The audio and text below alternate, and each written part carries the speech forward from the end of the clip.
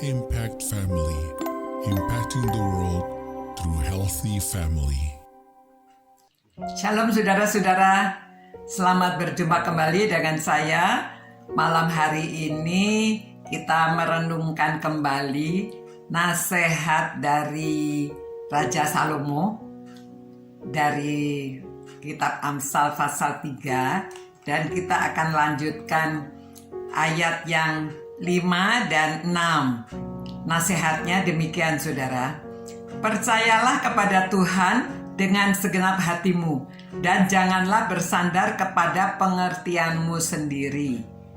Akuilah dia dalam segala lakumu, maka ia akan meluruskan jalanmu.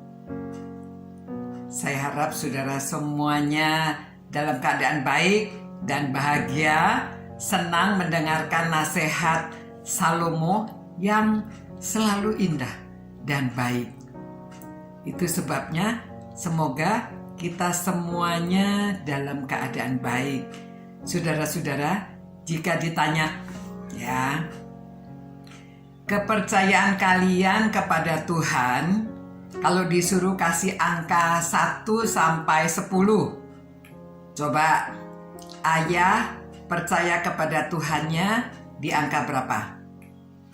Ibu percaya pada Tuhan angkanya berapa? Anak-anak atau siapa di sini, ada kakek, ada nenek, opa, oma, percaya kepada Tuhannya sampai angka berapa kalau di antara 1 sampai 10? Ujiannya begini ya. Ada anak, ya salah satu anak A ingin bersekolah di sekolah X. Dia dan keluarganya tentunya berdoa, ya. Namun dia tidak diterima.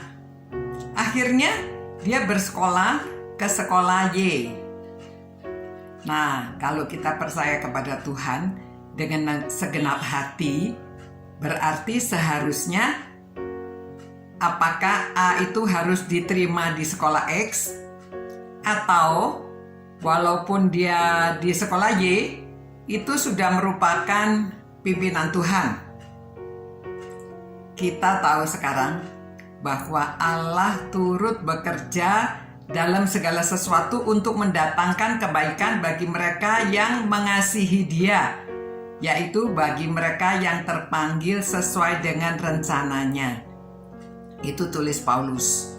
Kalau kita percaya bahwa semua itu Allah turut bekerja bersama-sama. Itu di Roma 8:28 ya. Maka kalau demikian A harusnya bersyukur mendapat sekolah Y dan percaya bahwa Allah ikut bekerja dalam segala sesuatu, karena Ia memberi sesuai dengan kebutuhan kita, bukan sesuai dengan keinginan kita. Perlu diingat ya, Tuhan memberikan sesuai dengan kebutuhan, bukan yang kita inginkan. Karena itu sebabnya kita ya bersandar sepenuhnya kepada Tuhan, percaya sepenuhnya. Karena kemungkinan di sekolah Y justru lebih baik bagi A. Memang pada waktu kejadian itu kita tidak tahu kebaikan apa yang akan diterima A. Tetapi jika percaya Tuhan dengan segenap hati, itulah yang terbaik.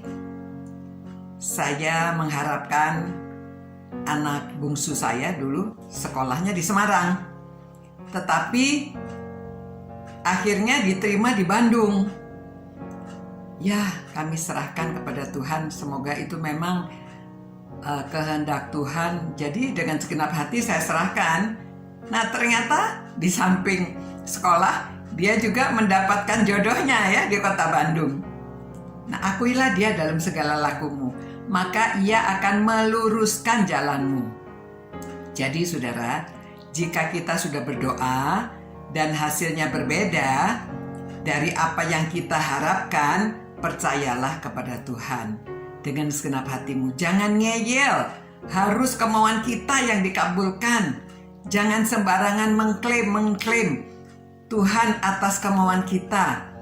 Kalau dikabulkan, kita juga harus menanggung resiko sendiri kalau itu yang kita mau ya. Karena Itu kemauan kita. Jadi ya, kalau apapun yang terjadi, ya itu resiko kita.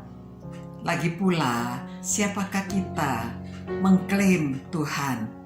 Hati-hati, jangan menjadi pongah, merasa diri kita lebih hebat dan minta Tuhan melakukan apa yang kita mau. Tuhan tahu apa yang jauh di depan kita. Jarak pandang kita itu terbatas. Sama seperti mengendarai mobil, kita hanya bisa lihat sejauh lampu pada malam hari. Ya, maka serahkan pada Tuhan dengan segenap hati. Maka jalan kita akan diluruskan. Jadi ingat, Tuhan memberikan kepada kita apa yang kita butuhkan, bukan apa yang kita inginkan. Petrus memberi nasihat, serahkan khawatirmu kepadanya, maka ia akan memelihara kamu. 1 Petrus 5:7 ya. Maka berdoalah dengan menyerahkan permohonan kepada Tuhan sesuai dengan kehendaknya.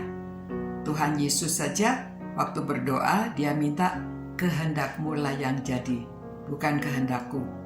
Kalau pada waktu itu cawan yang harusnya ditanggung oleh Tuhan Yesus disingkirkan oleh Allah, bagaimana? Kita tidak ada yang menebus dosa. Kita tidak bisa dapat hidup kekal. Jadi saudara, percayalah pada Tuhan dengan segenap hati. Jangan bersandar pada pengertianmu sendiri. Oke? Maka dia akan meluruskan jalanmu. Sekian, selamat malam. Tuhan berkati dan jaga saudara-saudara. Semoga tidur saudara nyenyak dan besok bangun segar kembali, beraktivitas, dan pada malam hari kita berjumpa lagi. Tuhan berkati. Ciao. Impact Family, impacting the world through healthy family.